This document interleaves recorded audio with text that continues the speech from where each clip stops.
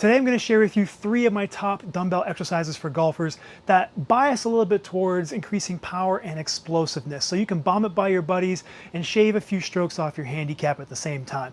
I'm Nathan Jackson. I'm a strength conditioning coach and nutritionist for golfers, and welcome to the Golf Fitness Dungeon, where it may not always look pretty, but it's where we get after it and we get shit done. Before we get into these dumbbell drills, I always like to provide a little bit of context for you, just to give you some information, see if these drills are actually for you or not. And so these are going to be for the golfer who are, at least 2 of the 3 are going to be for the golfer who's beginner to intermediate, okay, lifter in the gym. And the third one is going to be a little bit more from intermediate to advanced. Now I'm going to try and provide a few regressions to each of these drills, so no matter where you are, you'll have an idea of where you can start for each of these. In terms of time of season, these are great in-season drills if you are already a proficient with them. I don't want you starting these if you're already in season. It's not so much the weight, it's more of the movements are a little bit more complex than your typical like sitting in a machine and pressing or pulling. And so the risk elevates, the reward kind of diminishes a little bit when you're not proficient. If you are proficient, they are great in-season drills to keep your nervous system firing and keep you explosive.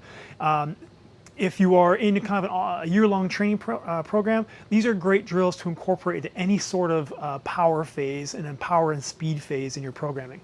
Okay, let's get going. The first drill here is going to be a lateral lunge, and it's going to be a drop and catch variation. The reason why I like to do a drop and catch variation, you'll see here in a minute, is it helps to really load your muscles eccentrically. It teaches them to yield and to absorb the forces that you're putting upon it. And then there's progressions here that I'll give you that can actually get a little bit more explosive as well. So now forgive me, I said these are going to be dumbbell drills. I have a dumbbell here we're going to use for the other ones, but because I have a power block and there's a cage around the hand, I don't have as much freedom as I do with a dumbbell like this. However, 10 pounds is not going to do it. So I'm going to use a kettlebell for this, okay? Forgive me, hope the YouTube gods are not going to be upset with me. But if you have access to a dumbbell, this is what you could use. And you'll see why here in a second. And I'll give you an option if you only have power blocks, I'll do that as well. But my favorite way to do it is grabbing a dumbbell or a kettlebell that has a free handle here. We're going to go into our lateral squat. And just to go over the lateral squat here first, we're going to step out to the side, okay? And what I want you to do is find the tripod foot. So the spot just below your small toe, the spot just below your big toe, and then your heel. And that's what we call the tripod foot on both feet. Now, however, we're going to do a lateral lunge here in a second. I want to try and find the inside edge, the medial edge of your foot, and kind of load that up a little bit. I don't want you to raise the outside edge up. I want to keep that tripod foot, but find the middle edge there. And that's going to help you when you get into your lateral lunge here to kind of keep knee on top of toe, but in toe, knee, crease of your hip, sternum, and nose, kind of all like stacked on top of one another. It may not be perfect, but it's going to be kind of here where you're almost imagining a wall right here, and you're kind of like jamming everything up against it. Okay, got lots of rotation here with the torso, and we're kind of staying on the inside. Again, I don't know if you saw that or not, but this is an issue I have, is I start to spill over a little bit. And so I really got to focus on keeping that big toe down and kind of that medial edge. And you'll feel a little bit of adductor, the muscles on the inside of your leg kind of kick on. We want that, absolutely. Okay, so I'm going to start out here nice and tall, good stack of thorax on pelvis with all our exercises as golfers. We're going to, just like the golf swing, push down to the ground and forward and out on a 45. And when you do that, notice how my hip rotates back. That's exactly how it's going to be happening in your golf swing as well. Okay, so I'm doing that here with this lift. From here, I'm going to hinge and squat at the same time. And that's going to load up quads, hamstrings, and glutes. This leg is going to be extended out, going to get a little stretch here in the adductor, which is awesome. The weight's going to be start out here in the left hand. So we're going to go left foot, left hand. And when you get to a certain point about here, you're going to drop this weight. Yes, you're going to drop this weight, but you're going to catch it. So you want to drop it and then beat the weight down to the ground with this hand, and you're going to get a lot of good torso rotation. So it's going to look something like that, okay? So I'm pretty close to it, obviously, when I drop it, but I'm here, and I'm going to stick this landing for a good like 2 count, and then just kind of push yourself back up to your starting position. Switch hands, step back out, and you can do this slow, just to make sure you have this whole foot hip thing kind of going around, going right and down, and then drop. Okay, and then back up. Step out, drop, catch, and then back up. Okay, and you're pausing for a 2 count. The second variation of this, so if you are training once a week, do this for about 6 weeks. If you are training twice a week, with this drill, you might be able to move on to the next progression about week 4 or so. The next progression is we're going to go down, we're going to stick that landing and then bounce twice and then come back up to our starting position. We are learning now how to absorb force, yield, and then overcome and come back. So we're working on that transition, that change of direction. In the golf swing, we have a change of direction, right? We load up, shift our pressure, and then we get out of it. So here, same thing, weight's going to be left hand, stepping out, bounce once, twice, back up. Step out, once, twice, back up. Back up. Okay, third variation, I want you to explode off the ground. As soon as you catch that weight, explode back up, and you're going to see here, I'm going to finish up in this position here. And I find that when you're exploding back up, it helps to have that good knee drive as well. So we're here, weights in the left hand to start, stepping out, and then drive back up. Switch hands, drive back up. Drive back up. Great drill, not only for explosiveness, but also for stability and balance, because you could kind of like drive back up and overshoot kind of like your finishing position. But a great way to kind of get lots of explosion, but at the same time, control at the top. Now, if you only have these guys here, instead of starting with the weight in your left hand, start it in your right hand. Now listen to this, because you're not gonna be able to see it. So I'm here, I'm gonna go back to the first one where I stick. If I'm here, I'm gonna kind of go out and drop it, and then really quickly catch it. So do you hear that little chime? That's me dropping it and then catching it really quickly in my hand. Again, you can't see it because it's inside the dumbbell here.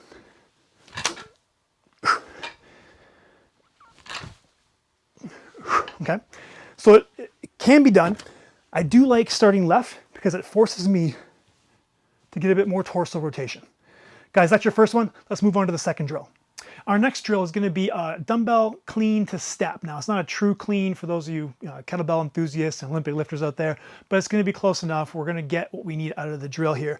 It's a great drill for synchronizing kind of your entire body to move as one, but really specifically like legs, hips, and core working together.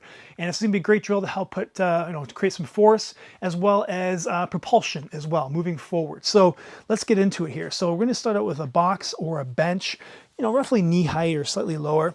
I always like to start out kind of in my end range position, which is going to be one leg up on the box, foot is flat, okay? And the trail leg, I'm actually in a pretty good position right here, is going to be heel off the ground, up on your toes, because you're going to be moving forward in this position here, okay? So because this feels good for me, I'm just going to keep my back foot where it is and then step down. So I actually was pretty lucky, got to a good position. Okay, as always, good stack of thorax on pelvis.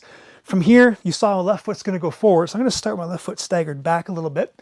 Going to get into a hip hinge. I'm just going to drive my hips back, kind of if there's a wall behind me, shooting my hips through the wall.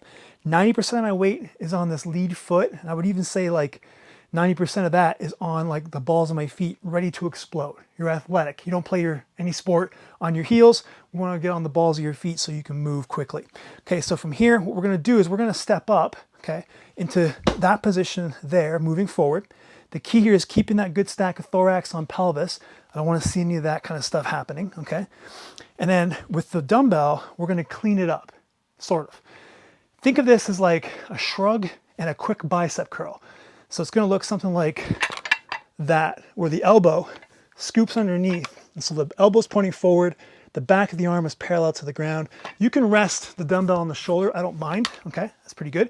And again, you can use this kettlebell with this too, if you want to actually clean the kettlebell, if you know how to do that.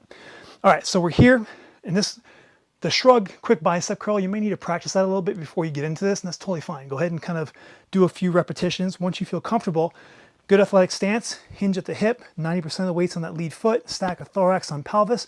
When I'm ready, I'm going to drive into the ground, drive those hips forward, and drive my left knee up and forward to propel myself forward, okay?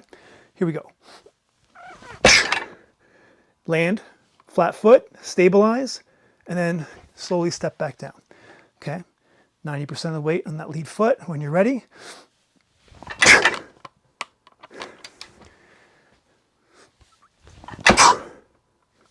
okay? That is our dumbbell clean to step. Now, if you're doing this and you're like, I just don't like this whole clean thing, totally fine. You can grab your dumbbell and we can do kind of a cross body movement here. Now, some of you might be thinking, oh, the cross body is great. Lots of rotation, the golf swing's rotation. Why don't we just do this one in the first place? You can, absolutely part of the equation. I find you can go much heavier though, once you get this down with the single arm clean, and in which case you can start to create more power. Now, the crossbody, still a good drill. So if you're gonna start with that one, basically the same thing. You're gonna start with that same position, and then when you drive up, you're gonna kind of bring the weight up and across your body to finish kind of like shoulder height and higher. So it's gonna look something like that. Okay, so again, this is probably a little bit heavy for this.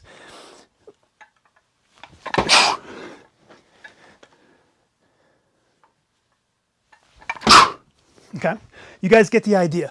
So again, a little bit lighter. You can use a med ball, kettlebell, weight plate, anything goes. All right, moving on to my final favorite drill here. This one's a little bit more for the intermediate to advanced lifter, and this is gonna be a dumbbell split jerk. And so we're gonna use a dumbbell and get into a good athletic stance. If you're in your basement, make sure you have clearance. I'm just looking to make sure I have space in between two beams here. Okay, so good athletic stance, good stack of thorax and pelvis as always. I'm gonna bring the dumbbell up kind of in the finishing position as your clean to step. Okay, so here, good stack of thorax and pelvis. We're gonna dip down, drive your feet into the ground, and I want you to explode up into an overhead press as you scissor kind of kick, or scissor jump, I should say, with left foot going forward. So weights in the right hand, left foot's gonna go forward. So you're here, and you finish off with bicep next to your ear.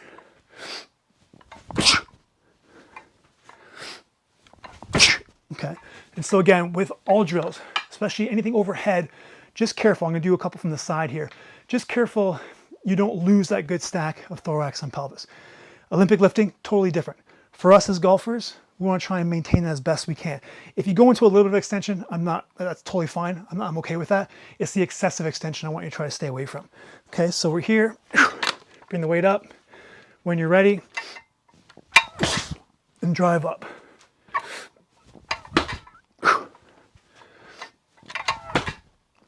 Okay, now I understand a lot of you may not have good shoulder mobility or shoulder mechanics to go directly overhead, okay? In which case, we can move away from the dumbbell. Again, don't crucify me. We can use a landmine, so a barbell with a landmine attachment. If your gym doesn't have that, you can just put a landmine or a barbell in the corner of a wall. And we can do the exact same thing, but instead of pressing directly overhead, we can press up on an angle. Okay, so we're here, driving up. So same thing, right arm press, left foot goes forward. And again, try not to go into any kind of extension. Stay a good stack right there. Step up. You can use two hands to come down if you need to. Dip and go.